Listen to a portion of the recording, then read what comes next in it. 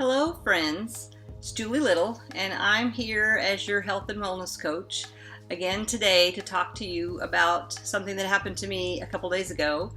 And I'm back from my trip that I went on for a week, and I'm just getting used to being back and back to work and everything.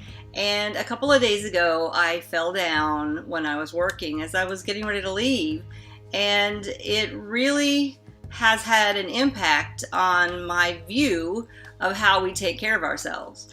It's always my watch phrase to tell people to love your body and to take care of yourself, and it has a lot to do with how well we age and how we're going to feel as we age. And falling down on my left elbow, wrist, and hip really made me aware again, and more so than ever, about the impact of what we're doing as we're busy in this middle of our lives doing so many things for other people, and how much worse this fall for me could have been.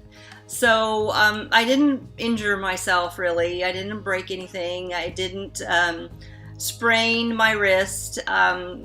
I kind of ended up with a headache and my hip was sore, but mostly I have muscle aches, and I was really tired.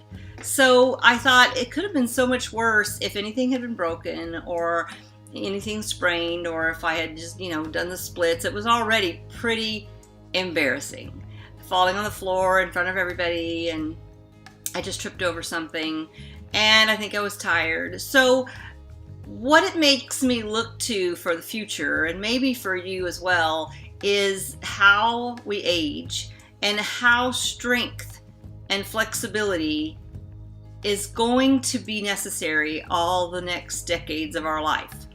I'm in my 50s, and in my 60s and 70s and 80s, and I have relatives who are those ages.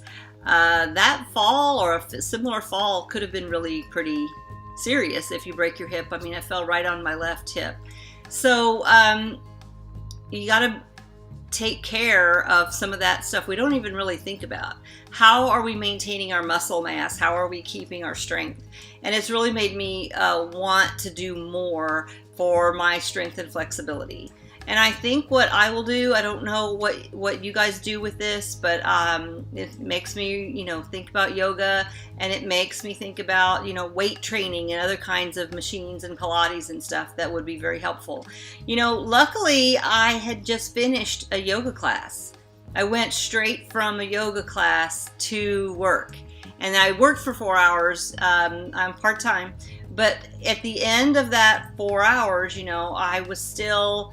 I was tired, but I was still pretty body aware that, you get from yoga. And it was a very gentle yoga for all people who are retired. It wasn't anything strenuous, but it does make you, feel all the different parts of your body and stuff like that. So anyway, I was very lucky. It wasn't too bad, and I'm still sore, but I'm really thinking about how I'm going to keep some strength and flexibility in this next, 5 years, 10 years, 15 years. And I wonder, you might think about that. What do you think you might do over the next 20 years to keep body flexibility, body awareness, and strength that will keep you from being injured when you fall? Sometimes I know those falls can be just so devastating for elderly people, and so I feel kind of like I'm getting there. So I really want to keep that from being a disaster. So what do you do to keep your strength and flexibility up as you age? That's what I'm wondering.